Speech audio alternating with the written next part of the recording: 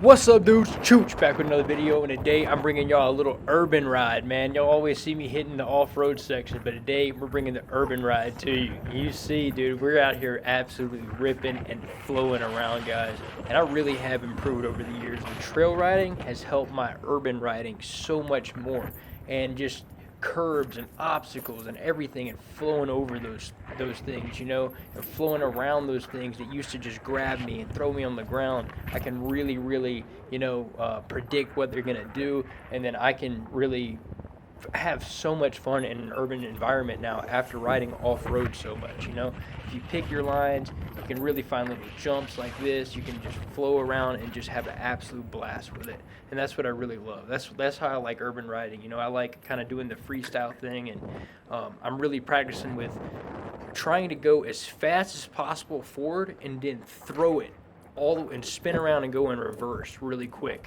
And the whole thing of doing that is just doing it smoothly. The more smooth you can do it, just the quicker and easier it flows. So it's just about getting those hips low and throwing those hips into it. You'll see exactly what I'm talking about. I'll throw it in here a few times. One's coming up right here, and you see this is a narrow walkway, so you don't have really much to work with. But this is how I suggest anybody learn to ride backwards. And you don't have to do it quite as fast. You can really do it a lot slower than that.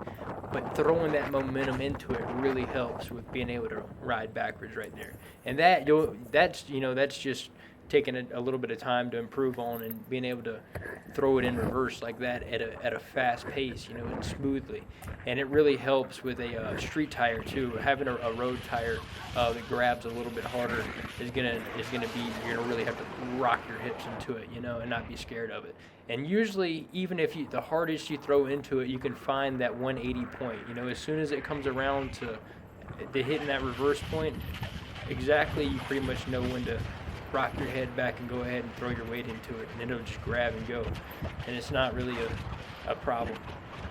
But yeah, the reason I carve and stuff, on these things, you see me carving a lot on the road. It's just all about flow and finding the little bumps in the road and whatnot. And that's why I can really rock a wheel that doesn't have suspension on it just fine. It's all about flowing over every single bump. Looking ahead as far as you can and really predicting what that road pattern is going to do.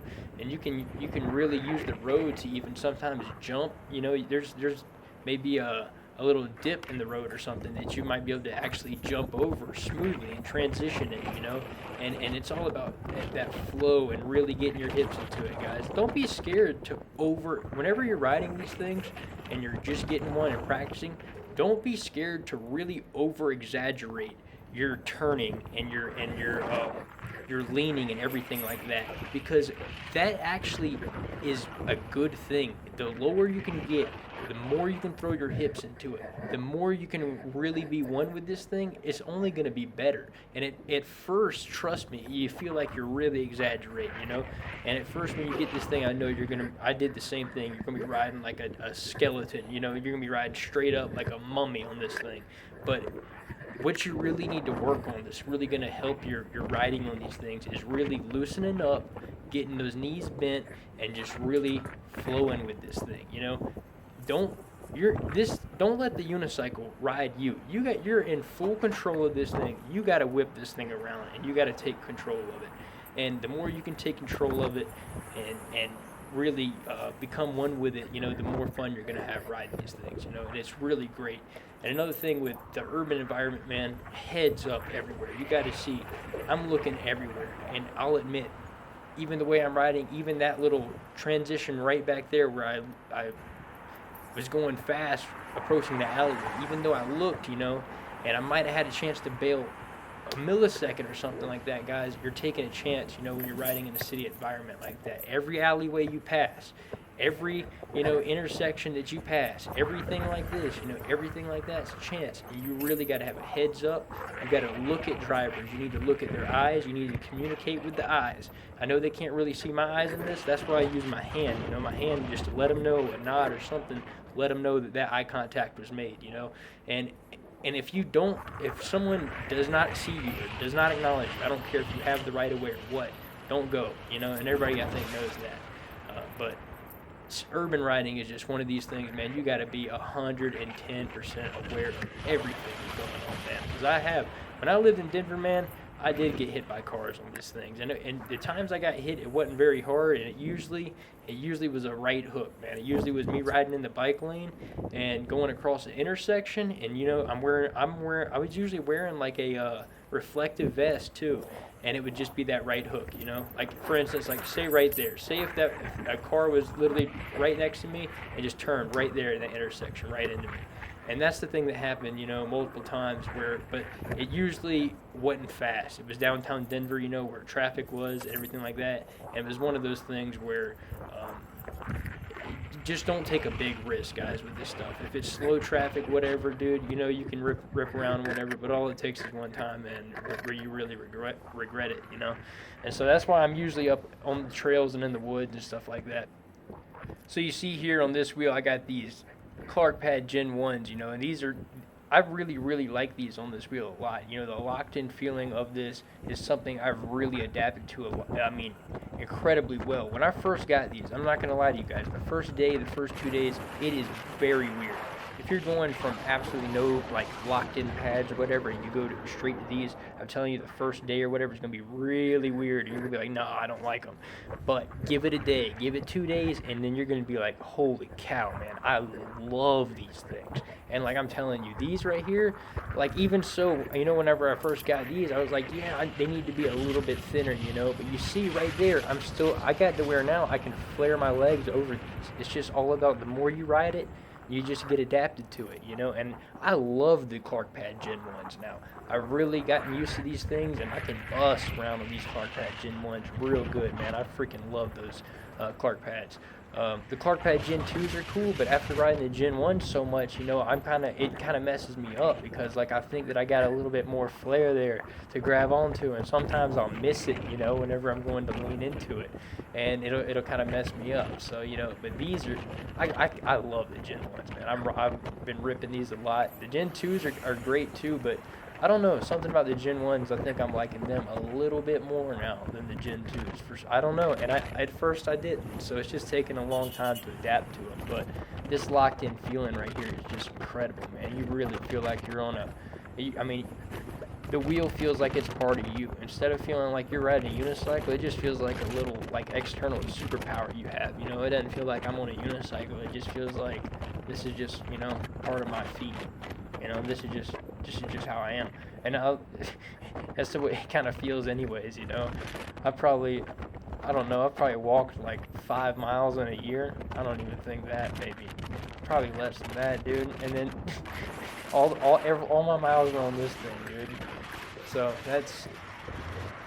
this thing's just a game changer, man. I love it. So, ripping, man, ripping. This is the 100-volt M Super X right here. This is one from 2019 that I've been just killing it on, man. And I was talking all that nonsense that last video about how the tire had lasted so well, but after that descent on that crazy Rocky Mountain Trail, I ended up getting a little flat, man. I guess I got a little puncture, man, in my tire or something like that. So as soon as I got back, man, I did exactly what I said I was going to do. I ordered a knobby tire, and whenever I get that thing in and get it on there, I'll show you all exactly the knobby tire I bought. I don't know if the one I got is even going to fit in it right now.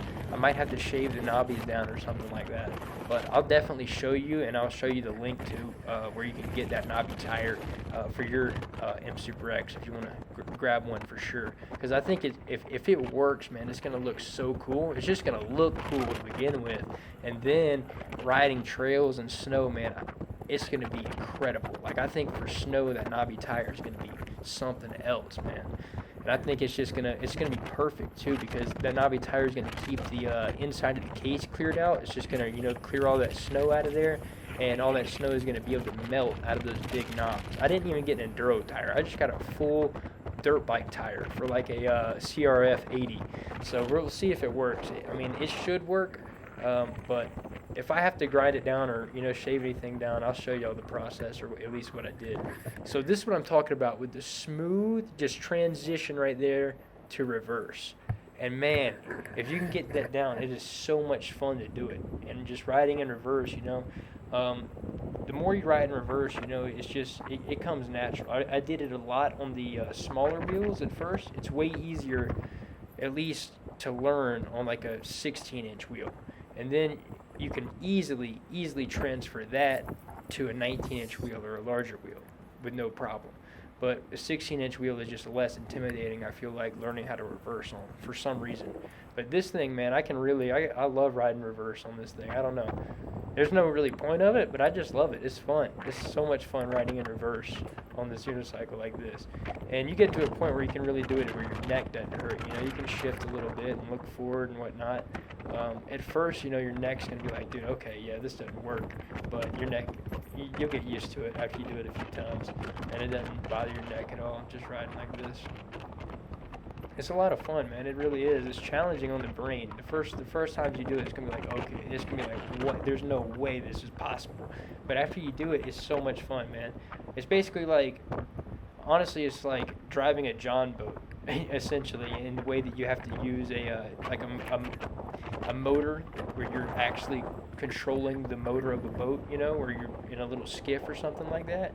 And it's just the way you turn the motor is basically the opposite way. The boat will go the opposite way. And so it's the same way with this. You know, you just have to think of that in your head, and it takes a minute to understand that, like driving one of those skiff boats for the first time. You know, it'll take like 2 or 3 times where you'll turn it the wrong way, and then you'll figure it out, where it's just like, okay, this works now, and then I just need to do that, and then your brain will get it, and then it's just like a walk in the park. You know, you can really do it quite easily after that. And I like doing stuff like this and everything, and the big jumps and all that, you know, that's fun and cool and whatnot, but the smoother you can do the big jumps and the smoother you can do the big drops. And the riding downstairs, man, that's one thing that'll just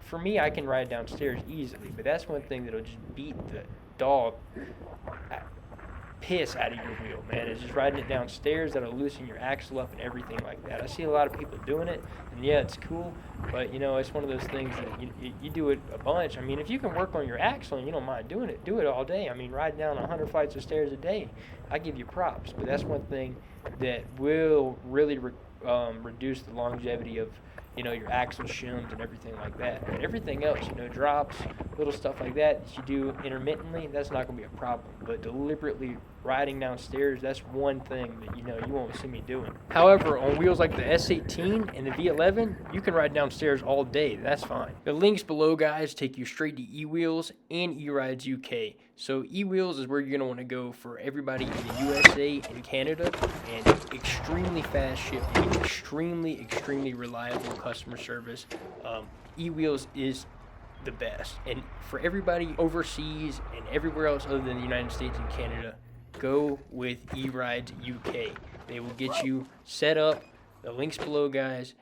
Use the code CHOOCH5 and you can get a discount from eRides UK as well. You can also get an instant $20 discount from Lazy Rolling. So all the jackets that I wear, they're Kevlar aligned and they're armored. So if you do go down, you know, you got some protection there. They're easy to throw on, and I really swear by them. Use code CHOOCH at checkout for your $20 off. If y'all enjoyed the video, press that red subscribe button, and I'll see y'all in the next one.